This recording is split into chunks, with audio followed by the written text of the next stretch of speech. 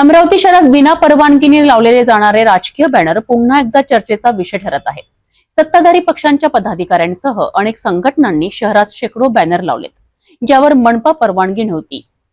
शिक्षक मेळाव्याच्या कार्यक्रमात पालकमंत्री चंद्रशेखर बावनकुळे यांनी या प्रकारावर थेट भाष्य करत कार्यकर्त्यांना कान उघाडणी केली आहे। अमरावती शहरात पुन्हा एकदा विना परवानगी बॅनर लावण्याचा प्रकार समोर आलाय।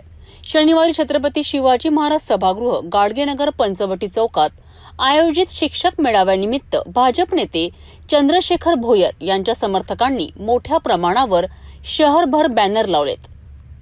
गाडगेनगर, इरविन चौक, जिल्हाधिकारी कार्यालय परिसरासह शहरातील प्रमुख भागांमध्ये विविध पक्ष संघटनांचे आणि कार्यक्रमांचे बॅनर लावण्यात आले होते। मात्र कोणत्याही बॅनरवर मनपा बाजार परवानगीचा QR कोड दिसून आला नाही।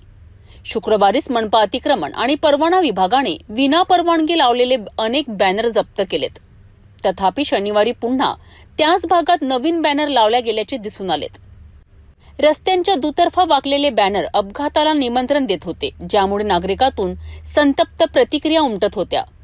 याच पार्श्वभूमीवर शिक्षक मेळाव्यात पालकमंत्री चंद्रशेखर बावनकुळे यांच्याकडे मनपा आयुक्तांनी तक्रार मांडली। बावनकुळे यांनी भाषणात या प्रकारावर थेट प्रतिक्रिया देत कार्यकर्त्यांना इशारा दिला।